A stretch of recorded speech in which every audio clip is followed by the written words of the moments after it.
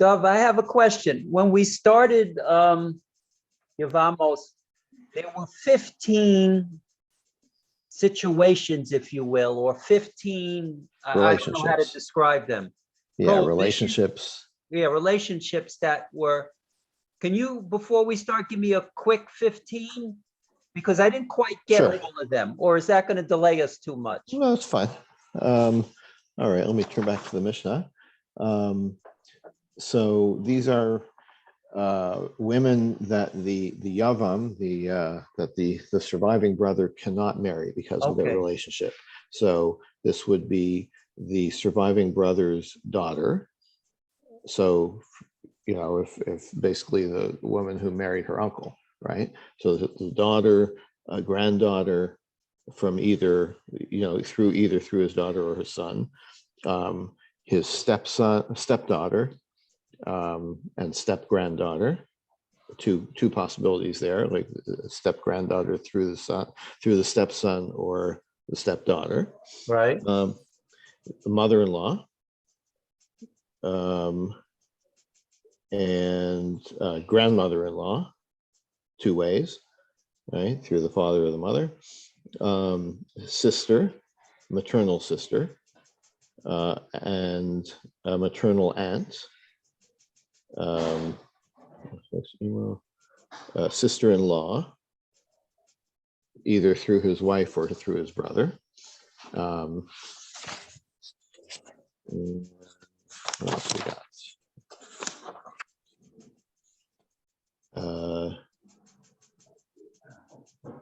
Sister-in-law through a brother that was born after the death of the person in question, and daughter-in-law. That's quite a combination, boy. Well, that's not all at the same time, of course. Right, I know that. Instances. Okay. All right. Okay. You helped me. You helped me. Okay. All right. Okay. So in the Mishnah we're dealing with on 13b, the Mishnah on 13a said that there were six situations, six women where because of the close relationship, even co-wives are released from the obligation of Yibum.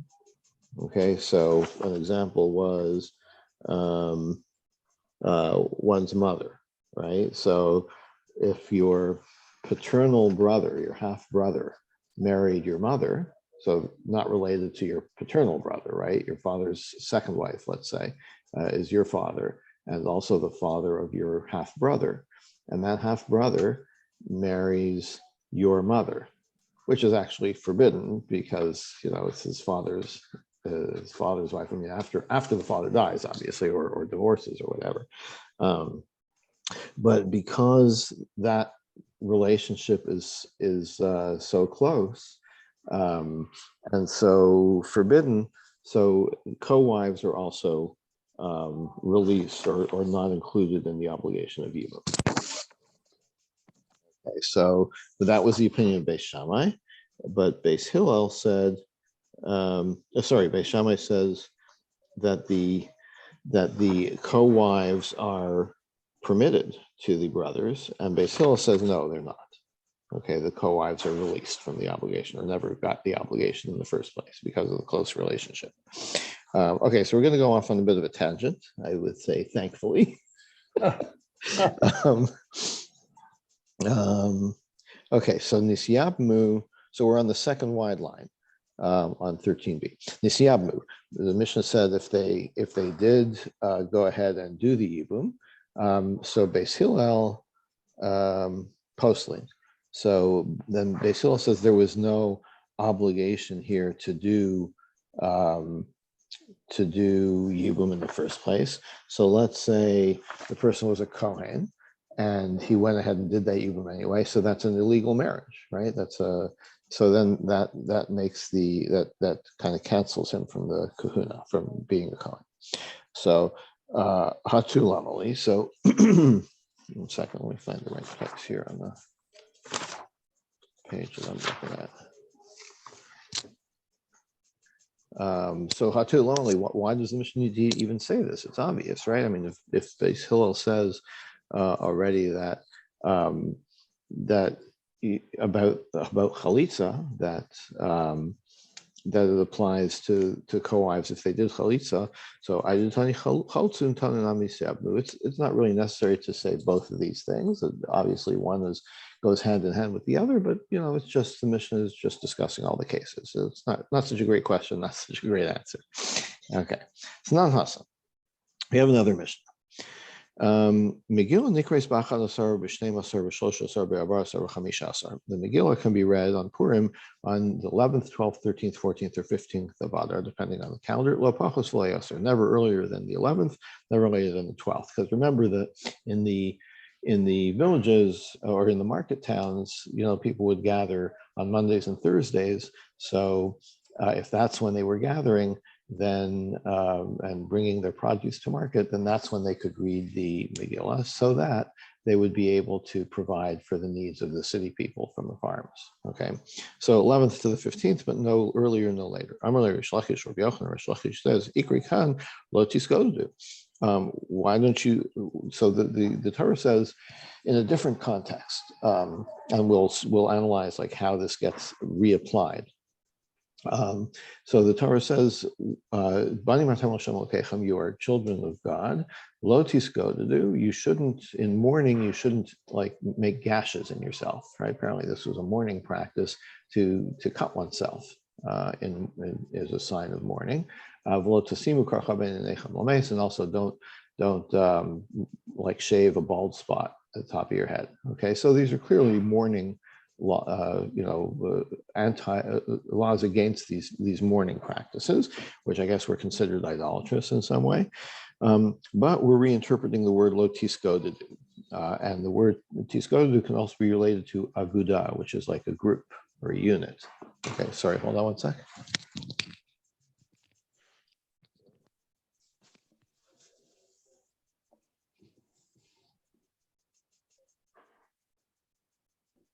Yeah, but you have to organize it because I'm teaching definitely right down till 9. Okay, thanks. Sorry, I'm back. Okay, so the word tiskodu is also related to the word aguda, which is like a unit or a grouping. So when the Torah says lo tiskodu, we're also interpreting that as you shouldn't kind of split into separate camps, into separate units. Like there should be one community of halacha, of people who follow the Torah, and there shouldn't be sects, different sects. Now, obviously, we're going to interpret this in different ways. Okay, but we'll see what the requirement is. So anyway, so Reish Lakish is asking. So in the case of Megillah, it's like, how come you can have people reading in different places on different days? Doesn't that make different communities, different groups? So Gemara asks, the Gemara says, wait a minute, so first of all, the Gemara questions it, like, how can you interpret this word lo tiskodu, which literally and in its context means don't gash yourself, right? Don't cut yourself. You have to first of all, like, what's the plain meaning of it? And so how do you get this extra meaning of don't split into groups? What it's really talking about is don't gash yourself. So the answer is in Cain, if that's the case, if it's only referring to that, the literal meaning, lemakra lo tigodu. So there's an extra letter, lo tiskodu, which actually makes it into the reflexive tense. But that extra letter, like it could have said to go to do, but it says tisko to do. My tisko gushmami lahachidiyasa. So that adds this additional meaning of don't split into factions. So if that's the case, if that's what this word means, then like if it really means don't split into groups, then how do you get to apply it to the apparent real contextual meaning of don't gash yourself? So the Gemara says in Cain, lemakra lo tagodu. So it could have just said lo tagodu. So without the extra daled. So now there's two extra letters. There's two extra letters. My lo tiskodu shmami netarte. So you have two apparent meanings or two ways that you can understand this verse. Okay, so now we've explained how the Torah, how the verse includes this idea of don't factionalize. So what about Reish Lakish's question? How come you can have all these different days for Megillah reading? Amalei. So he answered, Reish Lakish, Atkan lo shanisa. Haven't you, like, why are you asking me this now? You haven't seen similar things before. For example, Makom Shanagu Lasos Malacha Baru Psachim Achatzos Osim. The Mishnah in Psachim says that there are places where the custom was not to do work on Erev Pesach in the morning until noon. And so there's some places where they had that custom, some cases where they didn't have that custom, and both are valid. And Malcolm Shalagu Shalol also saying those in place where they didn't have that the custom to do work or not to do work, you can follow the local custom. So like, why are you asking me this now about Megillah? You should have asked when we learned Psachim, right? Earlier in the order of the Gemara, right? There's another place. So, Amalei, so he says, Amin Allah Surah. Because, well, that is a custom. That mission is talking about a custom. So I understand, people can have different communities have different customs. That's not the same as saying that it's a Torah law that applies to in different ways, right? Rav Shemin bar Abba, Rav Yochanan, as Rav Shemin says, that the Megillah says about reading the Megillah to keep the Purim day in its times. Right? There are many times that are established: 11th, 12th, 13th, 14th, and 15th. And you're trying to question my, you're trying to block my question by referring to a custom, right? Maybe that's not what Lotis Kodu applies to. Maybe it only applies to laws rather than customs. So Rabbi Yochanan answers, wait a minute. Why are you calling that only a custom to not to work on Erev Pesach?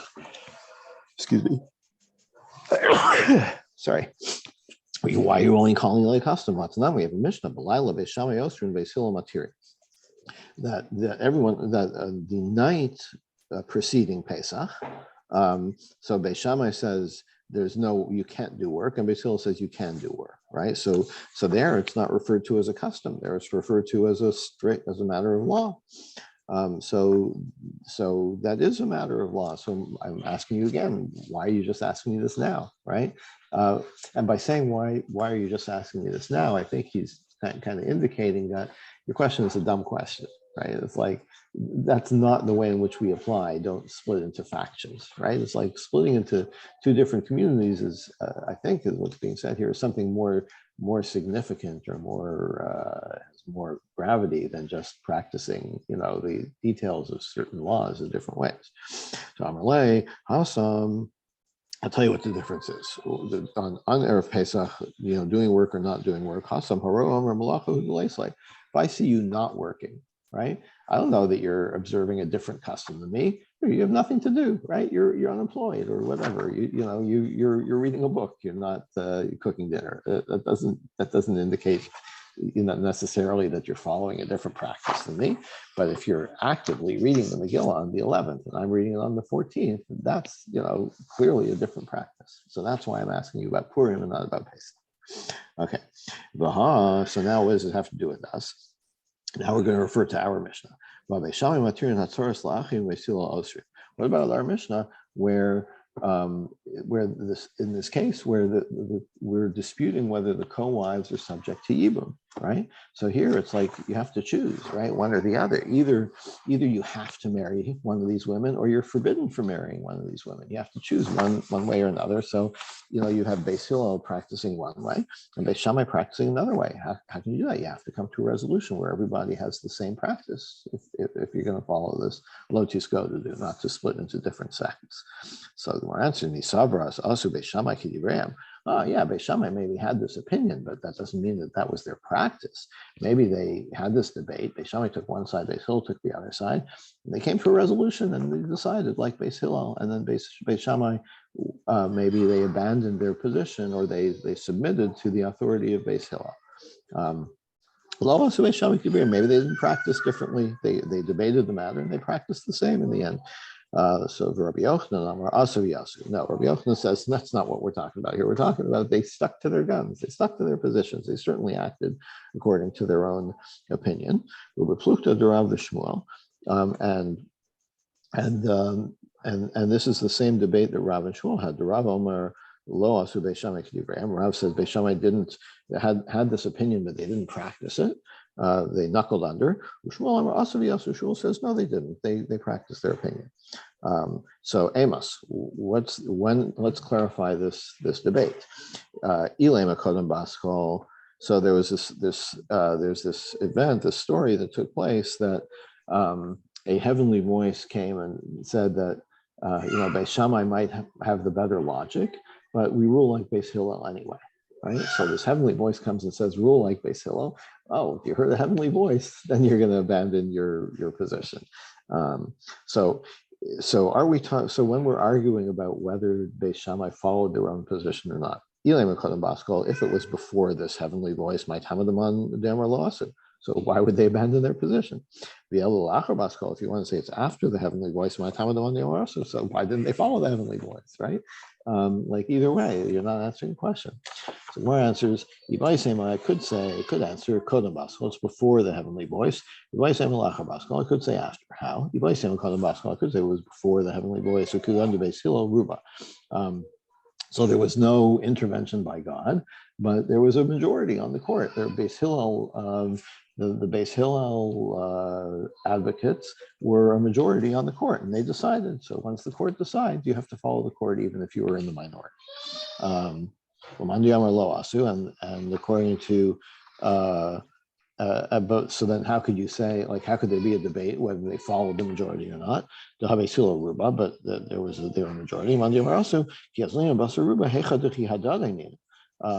When do you follow the majority? When they're of equal stature, right? When everybody is of the same stature. Now, this is a little bit problematic, if you ask me. It's like you're questioning the integrity of the court, right? You're going to say, well, there was a majority opinion, but I don't like those conservatives on the Supreme Court. I think that they're all ideologically motivated, and they're not making a proper legal decision. You can't do that, right? But the Gemara is saying that this is one possibility, that maybe there was indeed a majority decision, but they didn't follow it because they felt that the majority was not sufficiently intellectually grounded in the law. Or you could answer it was after the heavenly voice. So then the question is, how could you deny the heavenly voice, right? So if you say that they Shammai then knuckled under, because they heard a heavenly voice, so they followed that, and everybody practiced together. But one who says that they continued to follow their own opinion even after the heavenly voice, Rabbi Yeshua, that's according to Rabbi Yeshua. Rabbi Yeshua says, so what? There was a heavenly voice. That's not the way it works, right? The Torah, this is a long story called Tanur Shalachnai. It was a particular question about Tuma and Tara. There's a long story about, one dissenting sage who says, like, I'm convinced I'm right, and if I'm right, let the water flow backwards, let the house fall down, and all these things happened. And then a heavenly voice came, said yes, this lone opinion is right. And Rabbi Yeshua said, too bad. That's not how we decide things. We decide things based on the established rules of precedent and of majority and so on. So here too, so what? There was a heavenly voice. I don't care. So wait a minute. According to one, they said that they did keep their own practice. Karina and Khan, Lotis go to do. So this is why we brought this up in the first place. It says, okay, so fine. So you were right, and you're a better opinion. You're smarter than everybody else, and your opinion is definitely, in your opinion, much better, right? Still, there is this prohibition against splitting into different sects. So how can you do that? Karina and Khan, Lotis go to do. Here was a perfect application of not splitting into groups. My answer is, when do you say that there's like different sects? If there's two opinions or two courts in one town, right? So then it's like you've got Jews in the same place practicing different different practices. Halal u'morin k'veis Shammai, halal u'morin k'veis Hillel. One court rules one way, one rules the other way. But if one court is in one city and one is in another city, then it's okay to follow the local one in your city. That is not considered splitting into sects. Of course, that raises the question of, that was all well and good in pre-modern times when people didn't often venture from one place to another, or there wasn't such, now it's like, you can see what somebody's doing on the other side of the world, but that's another problem. I'm only Rava. So Rava says,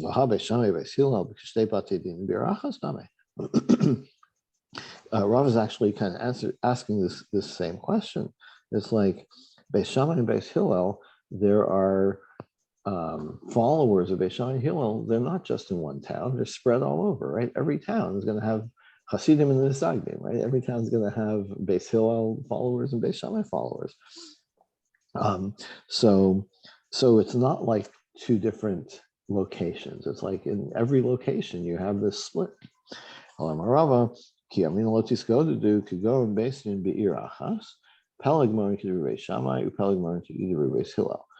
do we say don't split? When you have one court in the town, and you have two factions on the court, the Beis Shammai faction and the Beis Hillel faction. Then you say you can't split. But if you have two courts in the town, you have the Beis Shammai court and the Beis Hillel court, right? Then you can follow your court, right? You can't within one. In other words, there are different communities in one town, right? And this kind of makes intuitive sense to us because this is kind of the way things develop, as you pointed out, Stan, right? We don't quite we didn't really turn out that way there in a sense, but yes, there can be different communities even in one town. It's within your community that you shouldn't make waves. Okay, that you shouldn't kind of split. Of course, that raises the question of how do communities get started, right? But maybe, okay, that's beyond my pay grade. But it is worth noting that this is, the Gemara does not reject this concept. It's just going to kind of define it in different ways to make it less, what's the word? In a sense, it's good to have different camps, different factions, but only to a point. So that's kind of what we're struggling with here, right? It's like you can't have too much uniformity. You can't have too much diversity. That's basically the nature of what's the saying? 2 Jews, 3 opinions. Exactly. That's right. Okay, Tashma. Let's continue to investigate this. In Rabbi Eliezer's town, if you had to do a bris on Shabbos, so you needed to forge a knife. So he permitted you to burn the wood to make the coals in order to make the knife to do the bris on Shabbos. You could do all this on Shabbos. And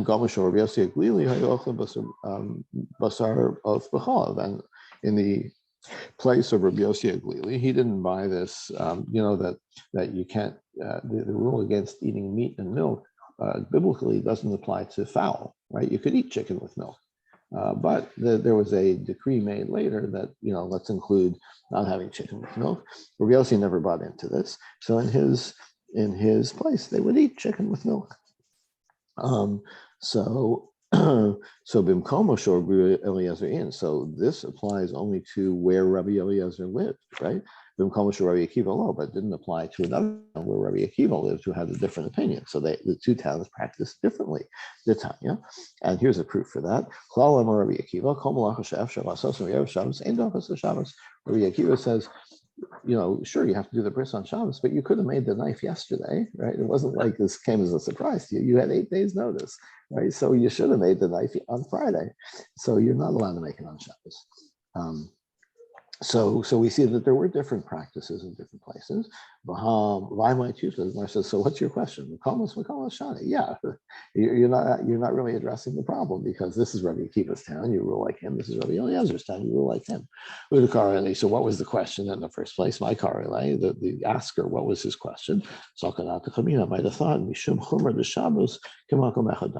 that usually I'd say, yeah, different places, different practices, but but when it comes to Shabbos, we're going to treat everywhere as one place because it's such a important or severe case. So you don't want to allow, it's like, oh, in the next place they're not so strict about Shabbos, so it tends to lessen the respect that one has for the Shabbos laws. Okay, but in other things like Megillah reading or these other things we're talking about, maybe it's not. We would not say practice. Everybody has to practice this. Tashma, here's another proof. Rabbi Yevamot, he equal answer to Rabbi Yeshua and Levi. When Rabbi Yevamot came to Rabbi Yeshua's town, Havamataltel Shraga, he would move a lamp on Shabbos. In other words, that was his practice, but Rabbi Yeshua's practice was it's muktzah. You can't move the lamp after. I guess it's talking about after it goes out, after it burns out. When he came to Rabbi Yochanan, it sounds he wouldn't do that. So practicing different things in different places. What's up with that? Bahai, my kusha, Mar says, well, what's the problem? We already said different places. It's okay to have different practices. Now, this is what I meant to ask Rabbi. Right? It's fine. You live in New York and I live in Tel Aviv. We have different practices. But when a visitor, the same person, comes to one place, he acts in one way, and he goes to another place, he acts in another way. Isn't that like what's his opinion? So the answer is Rabbi Yevamot, Rabbi Yeshua and Levi Srele. Rabbi Yevamot holds like Rabbi Yeshua, says that it's okay to move the extinguished lamp on Shabbos. He didn't want to insult Rabbi Yochanan, right? So he felt that it's okay to do this, but I'm not going to do this in Rabbi Yochanan's house out of respect for Rabbi Yochanan. V'aika Shama, but like, what about his attendant, right? His helper. Like Rabbi Yevamot is a sensitive guy, and he understands, that there's different opinions here. Rabbi Yochanan has a different opinion, but like, what are you going to do about your driver, right? Who drove you to the place, and he knows that yesterday or last week, you moved an extinguished lamp. So he does the same. He's not going to understand that Rabbi Yochanan has a different opinion. So the model in the Shama, okay, you tell your driver, like, listen, we're going to Rabbi Yochanan's house. Here's how you have to practice. This is the lay of the land here. Yeah. Tashma. Back to the question of Beis Hillel and Beis Shammai practicing differently. Even though Beis Shammai says you can marry these co-wives, and Beis Hillel says no, you can't. Nonetheless, they intermarry within each other. Now, this is an important point because it deals with, like, how do you maintain a separate community? A single community, even in the face of different practices. And again, this is a case where either this act is forbidden according to one side and permitted according to the other side, but it has consequences. If you marry and have children with someone who you're forbidden to, you could produce a mamzer, right? A bastard who has a status that you're not allowed to marry another full-fledged member of the community, right? So how do you intermarry with a group that has different marriage laws, right? You could end up, marrying somebody who you believe is not permitted, is not Jewish. Well, it's not that he's not Jewish, but is not eligible for marriage, right? This is a problem. So if you say that Beis Shammai, they had different opinions, but they practiced like Beis Hillel anyway. Okay, so then fine, they had different opinions, but you don't have an obligation not to marry somebody because he thinks this is stupid. It's just as long as he does the right practice, it's fine. But if you say they practice differently, then they shouldn't have been able to marry with each other, right? Because each one thinks that the other's marriages could be not valid. And the children from those marriages could be not eligible for marriage. So I understand Beis Shammai, didn't refrain from marrying Beis Hillel people because they're like that. Beis Hillel was more strict. They're like, okay, we're not allowed to marry somebody, but people that we do marry, they all agree that we're allowed. Because that doesn't produce a mamzer, right? That's just a regular prohibition. Beis Hillel, Beis Shammai, but Beis Hillel thinks that Beis Shammai is encroaching upon a relationship, or is permitting a relationship which produces a mamzer, right? Because it's the kind of relationship that ordinarily, if not for their interpretation of the laws of Yibum, would be forbidden as an Isur Kares, as something that is so strict that the punishment is being cut off, and that relationship can produce a mamzer.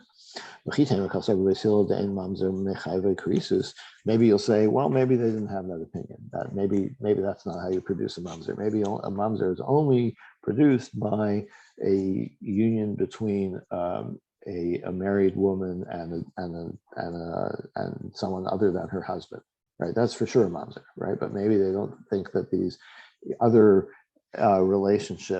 close relationships produce a mamzer, but that's not the case. Rabbi Elazar says, even though Beis Shammai and Beis Hillel disagreed about the co-wives, whether they were required to marry, the Yevamot was required to marry one or forbidden. They agreed that a mamzer only comes from an Isur Kares, right? So we see that it's not just the single case of a married woman and someone other than her husband. A mamzer can be produced by anyone in one of these forbidden relationships, right? So wouldn't that prove? So the fact that they continued to intermarry, doesn't that prove that they all practiced the same way, even though they had different opinions? Versus we all must know, you could say they practiced differently. So how did they intermarry? Because they would keep records, right? It's like when a Beis Hillel, guy wanted to marry a Beis Shammai girl, they would check, if either party was involved, if the other party was involved, or was the product of one of these unions that the other would find unacceptable. Right? Yeah. So they kept records, and so you could marry, somebody from the other camp who was not directly involved in one of these cases, right? But they still wouldn't intermarry when it was a person like that. So it's actually very interesting that that it's often, you often see this idea quoted that in the context of maintaining a single community, and that Beis Shammai and Beis Hillel intermarried even though they practiced differently. So we should do the same, right? But it's interesting that the Gemara doesn't really go that way. The Gemara says, they actually had to maintain their own practices. The reason they could intermarry was that they respected each other's practice enough to say, this one's not for you, right? Like I think this is kosher enough for me, but according to your practice, it's not kosher enough, right? It's a problem today. Yeah, that's right. But it's also that's also an important way of maintaining community, right? You can have diversity within a community, but you have to respect the other's opinion, the other's practice. Is like, I understand that this isn't kosher enough for you. Okay, so I'm telling you so that I'm going to eat it, but you shouldn't eat it. But then the question comes: so you teach that, so to speak, to your community, to your children. Mm-hmm. And your children go ahead and say, well, I'm going to do a little bit different, or I'm going to go to this side, so to speak. Right. You don't ostracize them because of that. Exactly. Yeah. The Gemara continues, this actually makes sense to think that they practiced differently. They still intermarried, but they respected each other's opinions and were open about it. Because we say at the end of the Mishnah, all of the Tameh and Tahar opinions that Beis Hillel and Beis Shammai disagreed on, they would still, like, I could still borrow your pot, even though I don't think that that you know what how to keep things tahar. I could still borrow your pot. So so if you say that, yeah, I can borrow your pot because you're going to tell me, oh, I used that pot for something that you consider not kosher. Right. Okay. So that's fine, right? So then I can borrow your pots because I trust you to tell me that this pot is okay for you. Okay. That's why they borrowed. But if you say that no, that they borrowed each other's pots without informing about the status of the pot according to the other opinion. So I understand if I think it's tame and you think it's tahor, so I'm only going to lend you something that I think is tahor, so fine, then you're certainly going to think that's tahor. But the other way around, but Beis Hillel, why would they borrow pots from Beis Shammai? Taros to Beis Shammai, Beis Hillel to us, that would be considered tame to me. So it must be that I trust you to let me know. Shmamina. Okay. What's the so like why are you trying to prove to me about the marriage situation from the pot situation? Why is that, like, why would one be different? I might have thought Sarah Kala Islay, because, like, it's a scan. People gossip about this, right? When this thing about Ibram happens and the Boaz and everything, everybody's talking about this. This is a hot topic of conversation, right? But what I put in my pot in my own home, nobody's talking about that, right? Oh. It's not interesting enough. Kamashwan, so it tells us that that even in the like the fact that people would the fact that they intermarried, like, I'm not necessarily trusting you to tell me the situation. Everybody knows the situation. It was in the newspaper, right? The fact that I trust you about your pot is like that. That really shows that I trust you to tell me what's really going on, because that's not in the newspaper. Okay. Gufa, we said before.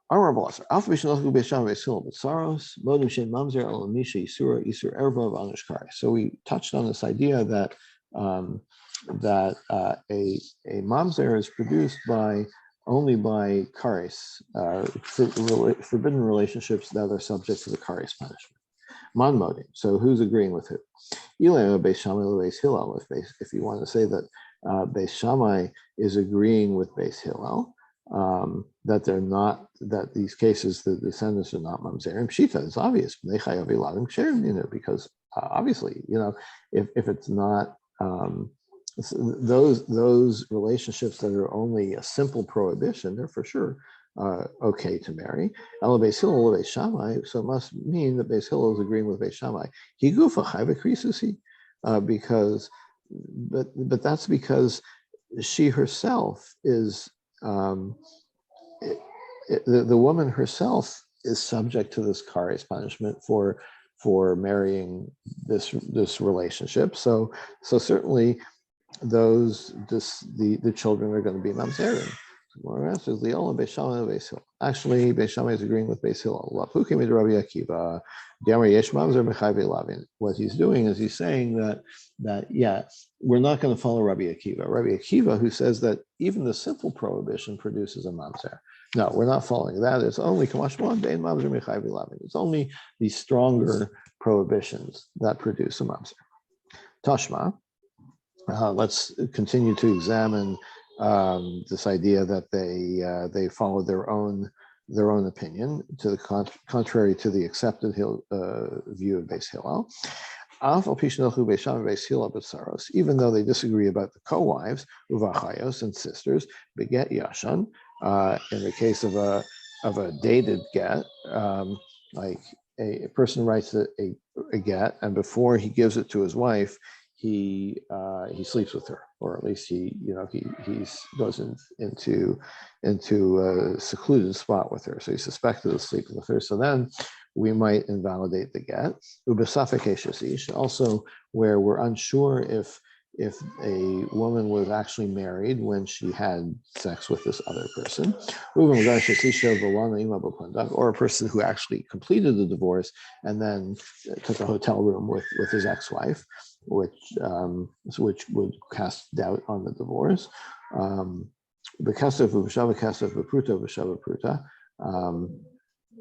Or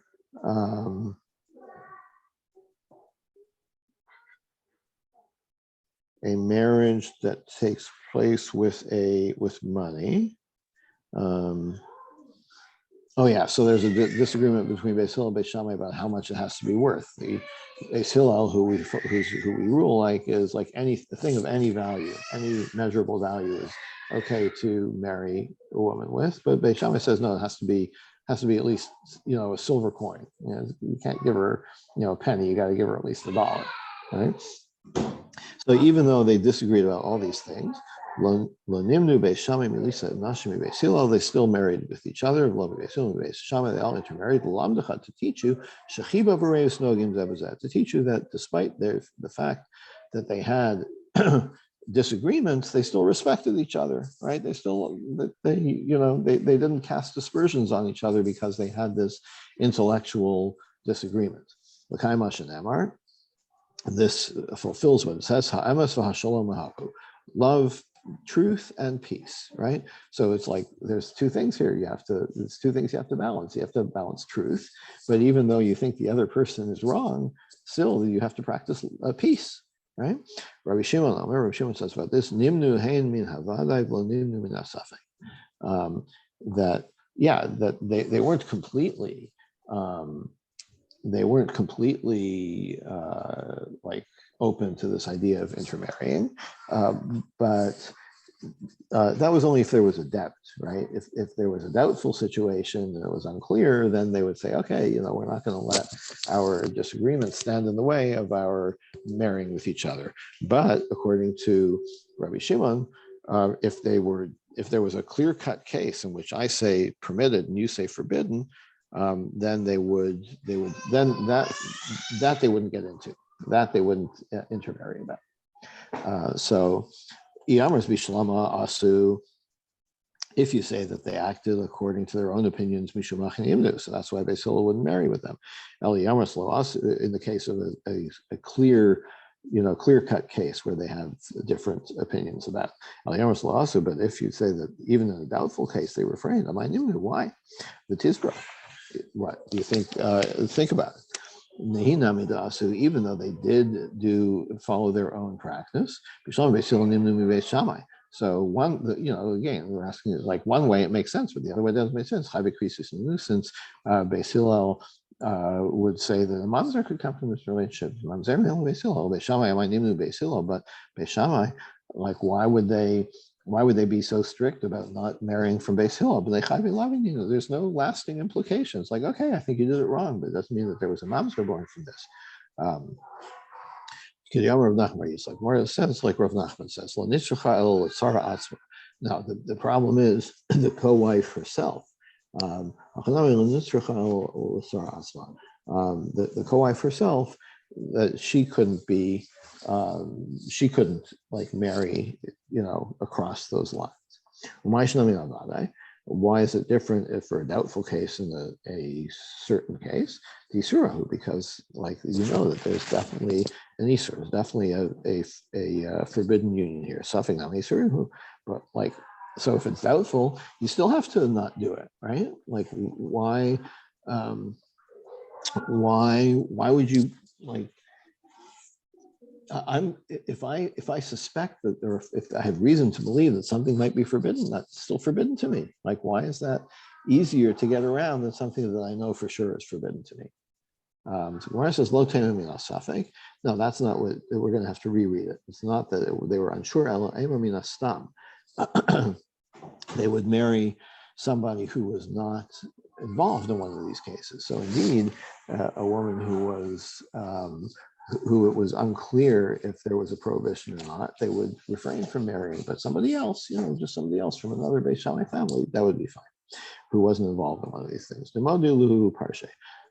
Because then, if you didn't know specifically that there was an issue, then you could trust them to tell you, oh, this person actually had an issue.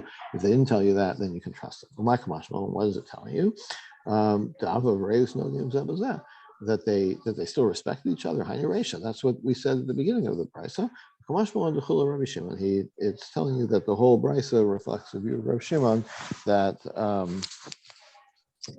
that the whole brisa is according to Rabbi Shimon, and that's why it's pointing out the matter of respect. And we shall stop here for today and pick it up tomorrow. Thank you, Dov. See you tomorrow. Okay, this was actually pretty interesting, right? Yeah, it was a nice, like you said when you started, it was a good break. Okay. Have a good day, Stan. You too.